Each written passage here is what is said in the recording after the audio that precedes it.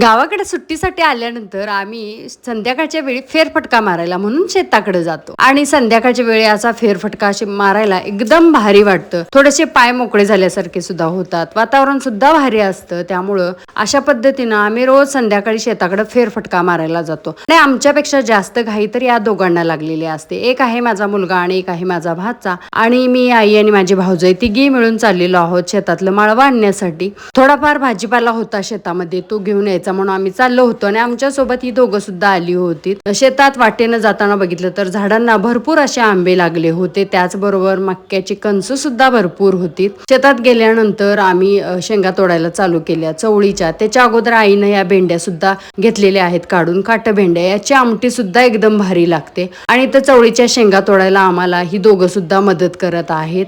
आम्ही दोघी चवळीच्या शेंगा तोडत होतो तोपर्यंत आमची आई गवारीच्या शेंगा तोडत होती, कारण त्या थोड्याच होत्या. त्यामुळे ती म्हटली मी तोडतो आणि तुम्ही दोघी मिळून ह्या शेंगा तोडा. त्याच्यासोबत आमची मुलं सुद्धा चवळीच्या शेंगा तोडत होती. टोमॅटोचं एक झाड होतं आणि त्याला सुद्धा 2 मोठमोठे टोमॅटो होते, ते सुद्धा आम्ही तोडून घेतले.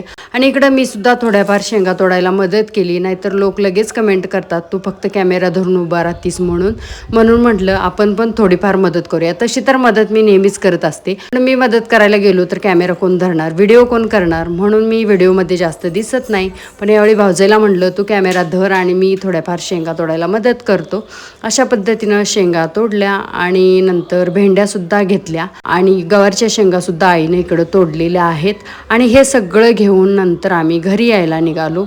हा बघा, चवळीच्या कच्च्या शेंगा खात आहे आणि त्याला नेहमीच चवळीच्या कच्च्या शेंगा खायला आवडतात. हे सगळं माळवं घेतलं आणि आम्ही घरी यायला निघालो. घरी येताना वाटेत भुईमुगाच्या शेंगा दिसल्या. नंतर त्याच्यातली एक जाळी आम्ही काढून घेतली आणि म्हटलं बघूया शेंगा लागल्यात का ते. तर भरपूर अशा भुईमुगाच्या शेंगा लागल्या होत्या त्या जाळीला. या भुईमुगाच्या शेंगा घेतल्या आणि नंतर आम्ही घरी आलो. घरी आल्यानंतर आम्ही ज्या चवळीच्या शेंगा आणल्या होत्या त्याच्यात थोड्या वाळलेल्या सुद्धा शेंगा होत्या. त्यामुळं आई या वाळलेल्या शेंगा आणि ओल्या शेंगा दोन्ही वेगवेगळ्या करत आहे. अशा प्रकारे आपल्या शेतातील भाजीपाला खाण्यामध्ये जी चव आहे ती विकत आणलेल्या भाजीपाल्यामध्ये कधीच मिळत नाही. व्हिडिओ आवडला असेल तर नक्कीच लाईक करा, शेअर करा. चॅनल अजून सबस्क्राईब केलं नसेल तर पटकन सबस्क्राईब करा. भेटूया अशाच एका नवीन व्हिडिओमध्ये. तोपर्यंत बाय.